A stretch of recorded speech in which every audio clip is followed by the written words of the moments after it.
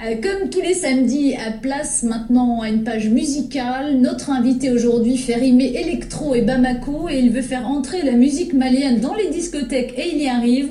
Mo DJ, merci d'être avec nous sur le plateau de TV5 Monde. Alors, en fait, vous voulez ambiancer, comme on dit en Côte d'Ivoire, la musique malienne? La musique malienne, parce que je me présente d'abord, bonsoir, Mo DJ, Mouriki, en un mot, qui veut dire marabout en langue malienne, d'où on m'appelle aujourd'hui l'électronique marabout.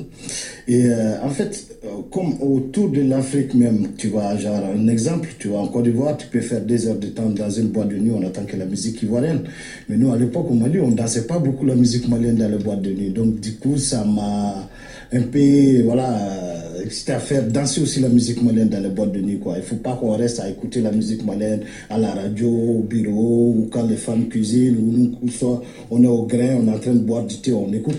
Mais il faut qu'on danse aussi la nuit, faire de l'ambiance. Alors justement, pour s'en rendre compte, on va écouter un de vos mix et on se retrouve juste après. Okay.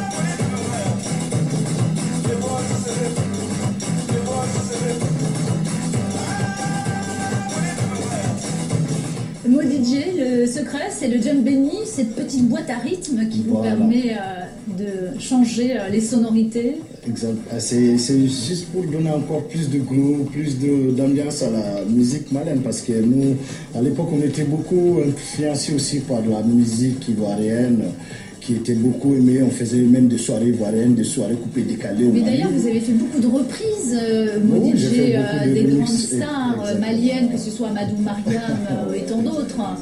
Salif Keita. Oui, là, même l'année dernière, je faisais la partie électro de Salif Keita sur la tournée.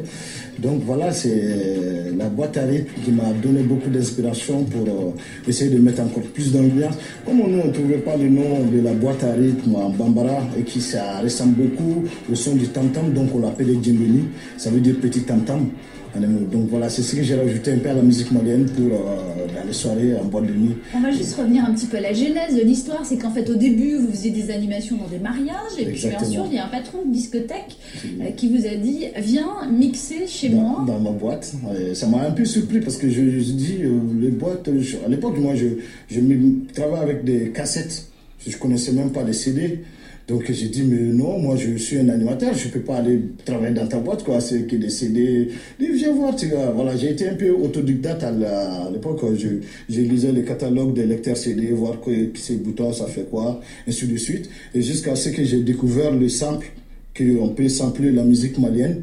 Et du coup, voilà, c'est parti comme ça, je m'amusais à faire. Et vous aviez fait des mix aussi, je crois, pour les voyageurs de la gare de Bamako. Voilà, à la gare routière, j'avais un magasin où j'adressais pour les animateurs des radios, les voyageurs, tous ceux qui aimaient la musique malienne, un peu ambiancée avec la boîte à rythme. Donc, je faisais des enregistrements pour un peu tout le monde. D'ailleurs, c'est là-bas que j'ai été découverte par Marc-Antoine Moreau. Le producteur de musique, oui, notamment le producteur d'Amadou et Mariam. Exactement, qui m'a fait venir en France. On va faire une autre petite pause musicale, Mo DJ, et on va se retrouver juste après. Okay.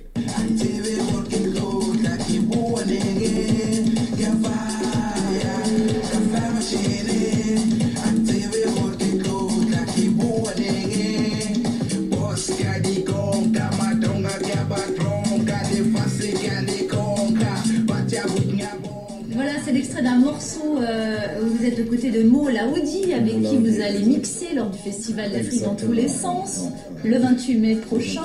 Il est sud-africain, Mo Laoudi, les rencontres, c'est ce qui nourrit vos créations, oui, bien sûr, les voyages, les rencontres. Exactement. Mo Laoudi, je le connais à Londres. D'ailleurs, c'est pourquoi on a fait ce morceau, on a dit Londres Afro, parce que c'est ce qu'on est à London, donc on a essayé de mettre de l'afro dans l'électro qu'on faisait. Et voilà, jusqu'à ce qu'on se retrouve aussi à Paris, on vit tous les deux ensemble, on fait des soirées secousses au comptoir général, on fait plein de soirées ensemble. Donc voilà, c'est... En toute franchise, est-ce que vous pouvez me dire, c'est facile avec des chanteurs à texte comme Salif Keita de s'accorder, de jouer derrière eux? C'est facile de pouvoir trouver des accords? Ah ben c'était un rêve pour moi, parce que aujourd'hui c'est Salif, Amadou, Habib, Oumou Sangaré, bon, c'est eux qui représentent aujourd'hui la musique malienne. Donc si moi je vois la musique malienne et que je vais la faire révolutionner et me trouver derrière ces gens, c'est comme un rêve, les deux ça se marie. Mais vous vivez un rêve, mais vous avez fait aussi beaucoup de concessions, parce qu'en fait vous retournez peu au Mali, parce qu'il est difficile encore aujourd'hui pour un artiste malien de pouvoir vivre en France et de pouvoir voyager. C'est pas facile parce qu'il y a les systèmes de visa. Et là actuellement, j'attends la rénovation de ma carte de séjour pour pouvoir retourner faire un tour au Mali parce que ça me manque. Et donc, beaucoup d'artistes sont victimes des histoires de papier. C'est l'éternel problème. C'est l'éternel problème au Mali, quoi. C'est très très difficile, quoi. Ben écoutez, on vous souhaite bonne chance pour l'obtention de votre prochain titre de séjour. Merci en tout cas, Modedji, d'être venu ici sur le plateau de TV5 Monde. Merci. Avant de se quitter, une pensée pour tous les otages dans le monde.